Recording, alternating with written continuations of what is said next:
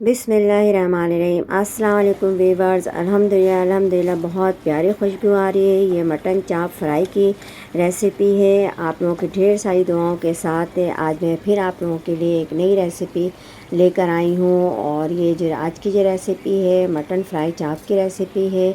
आप लोगों के भरपूर ताउन, आप लोगों के भरपूर सपोर्ट के साथ आज मैं इंशाल्लाह आप लोगों के साथ इसके मटन चाप की रेसिपी शेयर करूँगी। अल्लाह ताला आप लोगों के खानों में, आप लोगों के जायकों में बरकत अता फ़रमाए, रिज़्क़ में इज़ाफ़ा अता फ़रमाए, जहाँ रहें खुश रहें, हेल्दी रहें। रेसिपी शुरू करने से पहले लाइक, सब्सक्राइब और शेयर करना नहीं भूलें। बेल आइकन को बटन को ज़रूर प्रेस कर दें। बिस्मिल्लाहिर्रहमानिर्रहीम। 1.5 किलो चाप है, 1 पाव दही है और 4 अदद प्याज है जिसको ग्राइंड करके मैंने इसका पानी निकाल लिया है। 3 टीस्पून पिसी मिर्च है और 3 टीस्पून टिक्का मसाला है, किसी भी ब्रांड का आप ले लें। और 2 टीस्पून इसमें साबित ज़ीरा है जिसे रोस्ट करके ग्राइंड कर लिया है मैंने। 2 टीस्पून साबित धनिया, इसे भी रोस्ट करके ग्राइंड कर लिया है मैंने। और ये अदरक लहसुन का पेस्ट है 1.5 टेबल स्पून अदरक, 1.5 टेबल स्पून लहसुन। कचरी पाउडर है 4 टेबल स्पून कचरी पाउडर और 3 टीस्पून कुटी मिर्च है। हस्बे जायका मिर्च और कम और ज़्यादा आप कर सकते हैं। मैं दही को इस तरह से मिक्स करके इसमें सारे मसाले इसमें मिक्स करूँगी। बिस्मिल्लाहिर्रहमानिर्रहीम। कचरी पाउडर, कुटी मिर्चें, ये सब भी इसमें शामिल करके इन सबको मिक्स करके मैं चाप में इसको मिक्स कर दूंगी। बिस्मिल्लाहिर्रहमानिर्रहीम। साबित ज़ीरा, बिस्मिल्लाहिर्रहमानिर्रहीम।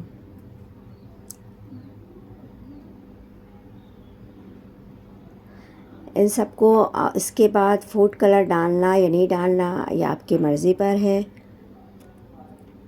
अदरक लहसुन का पेस्ट। अल्हम्दुलिल्लाह ये रेसिपी भी इंशाल्लाह आप लोगों को बहुत ज़्यादा पसंद आएगी और रेसिपीज़ की तरह। और इस तरीके से आप लोग बनाएं और अपने फैमिली मेम्बर्स के साथ शेयर करें और वीडियो को आखिर वक्त तक देखें। और अगर चैनल पे नए हैं तो इसे सब्सक्राइब ज़रूर कर दें। सारे मसालों को मैं इसमें डाल करके इसको मिक्स करके इसको 4-5 घंटे के लिए मैरिनेट कर दूंगी। 4-5 घंटे से भी आप ज़्यादा पूरे लेट नाइट तक भी इसको रख सकते हैं। यह आपके ऊपर डिपेंड करता है। 8 घंटे 10 घंटे रखने के बाद जब आपकी मर्ज़ी हो या इस तरह मसाला लगा के इसे डिफ्रॉस्ट भी कर सकते हैं आप। ये सिरका 2 टेबल स्पून मैं इसमें सिरका भी डालूँगी और इसको आप मैरिनेट करके रख दें। जब भी फ्राई करना हो तो आप इसे फ्राई कर सकते हैं। अल्हम्दुलिल्लाह ये कचरी पाउडर और सब चीज़ें टिक्का मसाला डालने की वजह से ये अंदर से बहुत ज़्यादा टेंडर हो जाता है, जल्द ही ये गल जाता है फ्राई करने के दौरान। अब मैं इसको इस तरह से हल्के तेल, ज़्यादा आप लोगों को नहीं डालना, हल्के तेल में अल्हम्दुलिल्लाह इसका डालूँगी। बिस्मिल्लाहिर्रहमानिर्रहीम। बिस्मिल्लाह।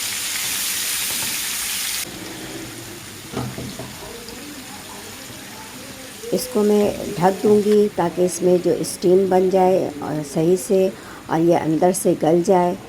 अल्हम्दुलिल्लाह